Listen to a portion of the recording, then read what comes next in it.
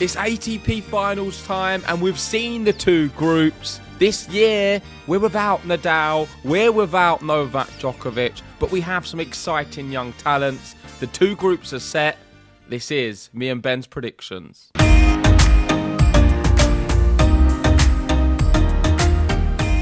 That's right, end of the season. On the men's side, it can mean only one thing. It is the ATP Tour Finals. This is going to be a preview of the two groups, who we see going through the groups and eventually getting to the end, and who wins the entire thing. Like you said, no Nadal, no Djokovic, no big three for the first time in about 20 years. And we've got the new breed. We've got your Jannik Sinner. He is the hard court master in 2024. But there's also some other big players in this as well. Alcaraz, he'll be looking to try and win his first ever one. And Sasha Zverev is the most informed player coming into this after just winning the Paris Masters. We've also got Casper Ruud in there. Andrei Rublev squeezed his way in there somehow. And we've got Alex de Minaur, one of your favourite, fastest players on the tour. Can't wait to see how they get on as well. Yeah, that's right. And I am excited, but not having Nadal or Djokovic in the Tour Finals is a dampener. It really is. I know Nadal is not very good, especially at the Tour Finals. He struggles at this time of the year on these conditions, on the indoor hard courts. But it was great watching him there, and it adds that element of excitement. I really liked the era when we had sort of Dominic Thiem playing extremely well. Tsitsipas when he was a different player. You got to look at this now. Tsitsipas isn't even in the top 8. And with the Djokovic battles, Federer there, it was good. And we need to get used to this new era, the class of 2024. Really, I'm only excited about Sinner and Alcaraz, and the rest does not fill me with any at all. I like Daniil Medvedev for his character and the way he is with the sort of off-court persona, or even when he's on the court, all of the drama, what comes with him. In terms of his tennis, not always the most exciting. Sinner and Alcaraz are the ones which I'm invested in seeing, and I would like to see that final if we are to get it. I'm just looking at how they all qualified, and Djokovic, despite not putting any effort into getting into the Tour Finals, not playing many events and not winning much at all, qualified in 6th, which is insane. And the reason that happened was purely the other players around him were woeful the last few months. And what I mean by that is Alex de Minaur, Rublev, Ruud, they couldn't win matches. I mean, they're going out early rounds against players they should be beating. I thought Casper Ruud, I know he's someone I pick on at times, but he looks terrible. I don't see him winning many matches at all. If he's going to win one, it'll be against Rublev or de Minaur, because all of them have petered off towards the end of this year. He's just had terrible results, Andrei Rublev. I mean, I haven't seen him go deep in a tournament for quite some time, and he looks vulnerable against anybody, I'd say, inside the top 50. Crazy to think that he's actually still made it in. Maybe this is where his fortune will turn around. We'll let you know how we see him doing when we get to our predictions on this one. I want to go to a tweet because obviously we're talking about how badly some of the players who have played, who have got into this. We've got João Pinto here saying, unpopular opinion about the 2024 ATP Finals. For sure, one of the weakest squad from the recent years. And you can see there the picture of them all. And I thought it'd be like, it makes sense to bring up just like some of the old guard. And you see like this one here, they said, it's quite a funny picture. Rafa Nadal having a bit of a smile, and it says Rafa Nadal and the Death Eater. So you see everybody else with a stern look on their face, and Rafa Nadal just enjoying being there. In 2005, this was the list: Roger Federer, Nadal, Agassi, Coria, Davydenko, Lubicic, Gaudio, and now Bandian. A lot of Argentinians in it back in those days. That's even before Djokovic got himself there. It's pretty crazy to think that all of those players, they're pretty heavy hitters, and the level, it just seemed, was a lot higher coming into those tournaments, where now we've got these players and a lot of them we think are a little bit flaky. Unfortunately, I'd go with Alex de Minaur, Rublev, Ruud and Fritz. And Medvedev's been a bit up and down this year as well. Alcaraz back end of the year not tending to be that great. So you're looking at really the two informed players coming into this one as Sinner and Zverev. And now the rest are going to have to fight it out. But who knows? It's not always done on paper tennis. So we could see some crazy performances from some of these really good quality players on hard courts. Maybe Daniel Medvedev. I mean, he's one who, if he turns up, he could win the whole thing. I mean, it's not outside the realm of possibility. And if we have a look through the previous winners list, you can see his name there in 2020, defeating Thiem, who's a back-to-back finalist, but defeated twice. What do you make of these winners, and what do you make of these current crop? And who do you see being like the standout person in this tournament? Well, I watched a lot of the WTA finals, and Krejcikova was the one who surprised everyone. So I don't think we can just look on paper, especially in a different era. There may be some surprises. Whether that's going to be a Taylor Fritz goes on and wins this, he's certainly capable. He's got a good level. The problem with him has always been Novak Djokovic and big matches at big times. He's got a level to beat all of the players, Taylor Fritz, and he's had a good back end of the year until who was it recently he lost to? Can't think off the top of my head. Let me just bring it up. So up in his Paris, current he lost form. to Jack Draper, but yeah, I mean he still had a good end to the year. He lost to Djokovic, of course, in the semi-final of Shanghai, as always. Of course. Djokovic isn't there, so he on paper he has a good shot of actually going on and winning this as a bit of a surprise package, but he is flaky and he's got this mental thing. I believe him losing to Djokovic as many times as he has, it's not because Djokovic is that far superior, it's because it's him and it's a mental thing. I reckon he could have that same mental block in the final here against, say, Alex de Minaur. If Alex de Minaur made the final, it'd be a bit of a slog and he would probably lose that as well. So he needs to just be able to handle the big occasions better, but he could do like a Krejcikova and just surprise some people and do well. We all thought going into the women's that Saba was going to walk it. She didn't even get to the final. So on that basis, there's no certainty that we see Sinner, who is the favourite for me, the world number one, in Italy as well, so he's going to have a lot of fans. There's no certainty he's going to go on and win it. And he got to the final last year. That was kind of the start of him becoming something amazing. He peaked a little bit before that, wasn't it? But he's been, for over a year now, extremely consistent and the best player in the world. I don't fancy Alcaraz nowhere near as much as a Sinner or a Zverev. Well, let's wind back to last year and remember. Do you remember the drama from last year? I mean, it was a really entertaining tournament, and it was all about whether Jannik Sinner was going to allow Djokovic to qualify. Do you remember? Yeah. And then by him actually winning meant that Djokovic qualified, and then Djokovic went on to go and beat him in the final. So it was sort of a double-edged sword there. Just by wanting to be overly dominant, he shot himself in the foot, and Djokovic in a final on indoor hard court was just going for more and more titles. You've seen what he's like when he gets to a final, Novak Djokovic. I mean, it's probably changed a lot since that final. And you've seen how many times Jannik Sinner has beaten Djokovic since then. Obviously, we had the Davis Cup as well. There's so many occasions in 2024 where we've seen the changing of the guard. And now, Jannik Sinner, I would have to agree, he has to be the favourite coming into this tournament. It's in Italy. That is a massive, massive thing for him as well. You've seen how much of a reception he's got since he's arrived in Italy. The stage is set. Jannik Sinner, can he do it, or will the pressure get to him? Let's get to the group. So I'm going to show the Ilia Nastase group first.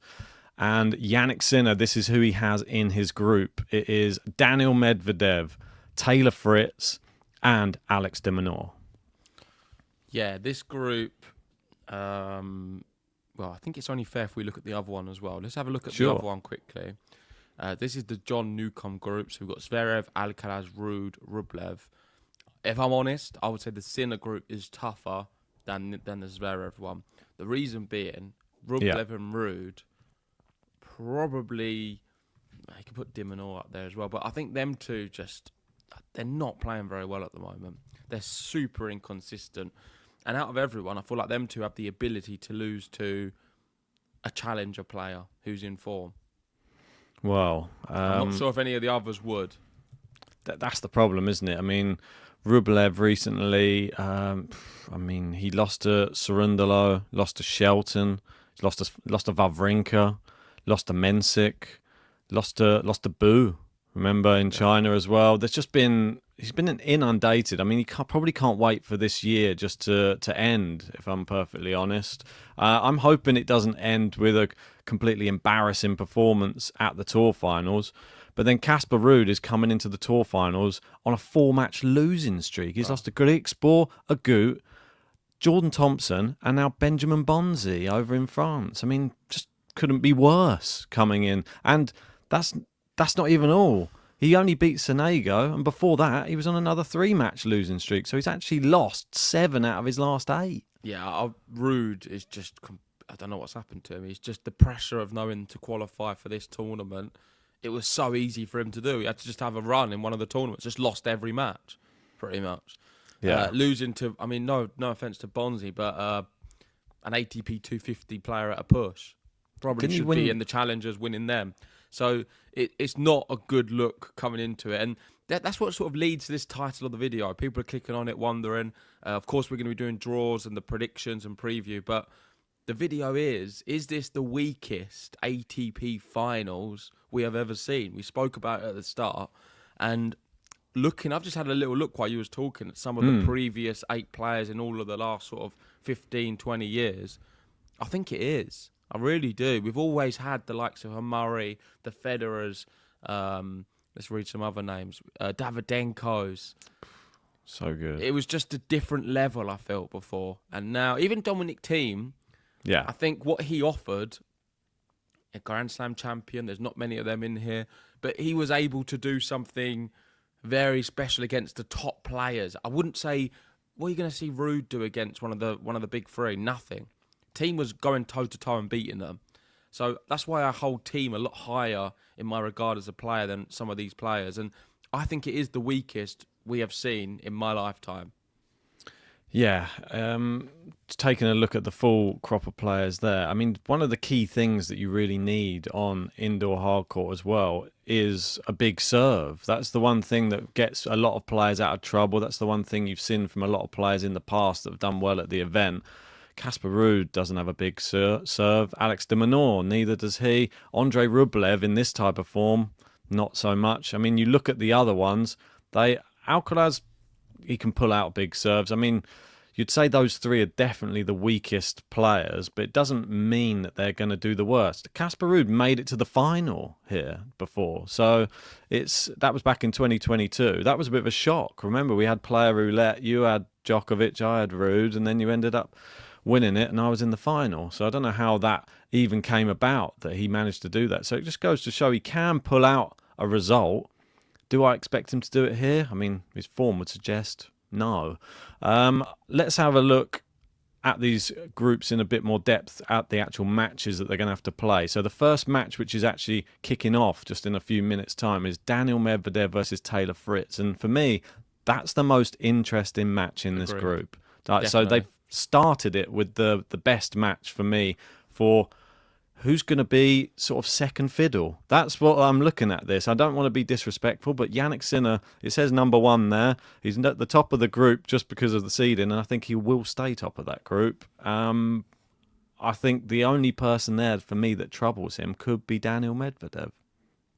Yeah, and on that match, how do you see it going? It's going to be kicking off very soon. It's probably already started by the time this video airs to you guys, but we don't know the result because it hasn't started yet. I have a feeling we could see a Fritz win, but it's tight. It's going to be a 50-50 3-set match for me, and I'm not sure which way I'm going to be leaning towards. Maybe Taylor Fritz in 3, because I've been alluding them. We may see a bit of a surprise. It's tough to call because Medvedev also, he's on a 3-match losing streak, but 2 of them were to Jannik Sinner, so I don't think you can really class that as a losing streak. And one being an exhibition. Well, yeah, exactly. One lost a Poprin in, he lost a Poprin in Paris. That was a close one. I think he had one eye on the Tour Finals, though, if I'm perfectly honest, Daniel. And I expect him to turn up in this match. I know Taylor Fritz has had a good year, but I think it will be close. But I think Medvedev, I would slightly edge just because of his experience at the Tour Finals before. I think he'll win in 3. Yeah, I mean, it's so tight. I have a feeling Fritz could beat Medvedev and then lose to de Minaur and end up going out by that route. So on that basis, I'm going to have Sinner winning the group and Medvedev finishing second. Yeah, I think so. Do you see Sinner straight sets against de Minaur in his first match? I think so, yeah.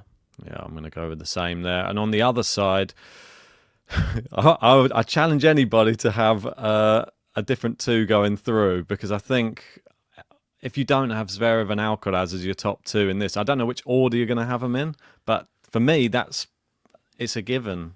I don't know. People are probably going to come take shots at me once Alcaraz has lost and now he's out. It's easy to take shots after the fact, but for me, I don't see this going any other way. 2 much better players, much better form players, and can turn up to big occasions. For me, the other 2, they look like they're just petering out towards the end of the year. I'm just going to take a payday.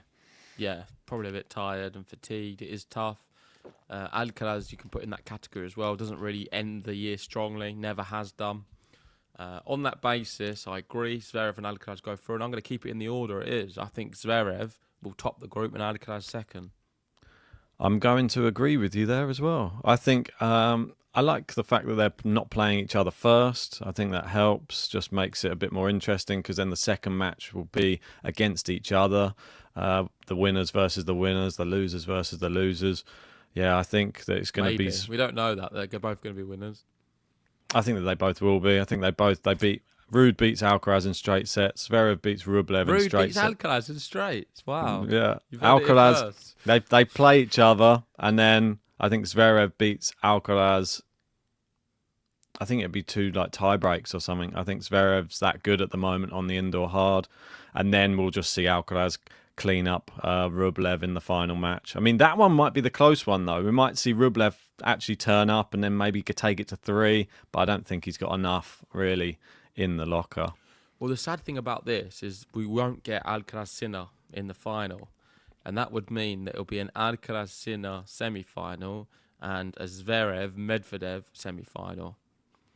Yeah, I mean, that was the big name, wasn't it? Alcaraz, which side, which group was he going to be in? Was he going to be in the Sinner group? Was he going to be in the Zverev group? He's ended up on the other side. So it'd be great if we get him in the semi-final against Sinner, but unfortunately, I don't think he needs to top the group to avoid Sinner until the final. On that basis, we've got the same matches. Give me your semi-final predictions for them. So, I mean, I think Sinner will beat Alcaraz. Indoor hard court, I think. Agreed. I think he will as well. I think it will. I don't think it will be as close as people would like it to be either. I think Sinner may be a tie-break set and then like a 6-2 or something in the second set. I think they always go 3, them two, so I'll have Sinner in 3.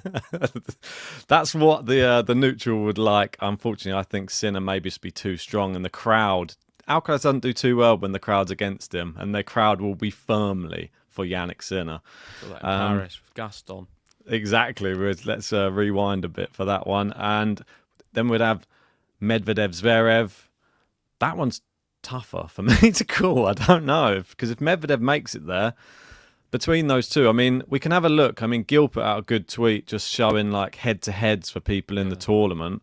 So if we were to get Zverev, Medvedev, let's have a look here. It says, is that 12-7 in favour of Medvedev? So, that's right. I mean... Medvedev winning the last 3. Beijing ATP Finals 2023 and the Australian Open semi-final start of the year. Yeah, I would still go towards Zverev, though, at the moment, just based upon what he's done recently. The last time Zverev beat him was Cincinnati 2023, and then before that, Medvedev won the last 3. So in the last 7 matches, Medvedev's won 6, Zverev won. This is a little bit like the Sinner Medvedev at the moment, but the other way around. I actually really liked what Zverev was saying in his post-match press conference at Paris, and I feel that he's taken all of the pressure off of his own shoulders at the moment. So I think due to that, he'll just be playing freely in this tournament. He's not expecting to win. And that's the way he's entering into every tournament at the moment, and that will help him actually beat Medvedev. I think he will make it to the final to face Jannik Sinner. That's the final for me. The thing with Medvedev, there's no certainty he's going to get out of the group as well. Yeah. It could easily be a Fritz. It would be worse for Zverev if it's Fritz. That's the problem. That's the bogeyman. Well, they're playing right now, and Fritz 15-30 on the Medvedev serve, so looking to get the early break. Okay, on that basis, though, I'm still going to be going for Medvedev. I've got him getting to this stage. I'm going to have him beating Zverev. The head-to-head don't lie. He's been doing very well against him recently. Beat him at the start of the year. I have a feeling Zverev might burn out a bit. He's played a lot of tennis, more than anyone. More wins than anyone this year.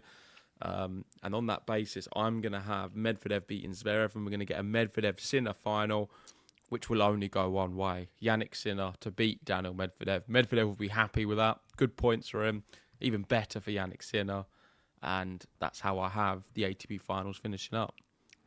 I'm actually going to go the other way. I'm going to have Zverev versus Sinner, and I think that he's going to literally ruin the party for the Jannik Sinner. The Italian fans are all going to be in the crowd, and they won't get what they want, and he will become a 3-time ATP Finals champion by winning it as well. So Sasha Zverev ends the year strong, and then everybody talking about Australia, who they're going to pick. They've got another horse in the race.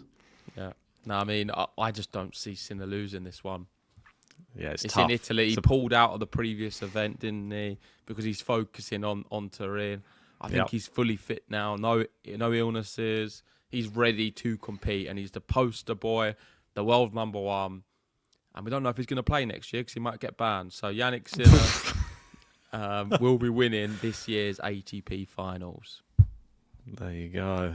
Absolutely love that. I'm gone for Zverev. You've gone for Jannik Sinner. Let us know in the comments section who you're picking to win the ATP Finals this year. And do you agree with the title of the video? Is this the weakest Tour Finals in history or in recent years? We want to know your thoughts, so pop it in the comments below. Yeah, I would say my concluding remark is that it is the weakest I've seen. Yeah, and I would say if you're not thinking it's the weakest based upon the players, look at the form of the players as well, because I think that you have to take that into account. Yeah, definitely. Anyway, thanks for watching, everyone. If you haven't already, hit the like button, subscribe if you're new, and go check out our podcast on Spotify. We're not just on YouTube. You can see us there. Spotify, Apple Music, and all of the good stuff. Thanks for watching.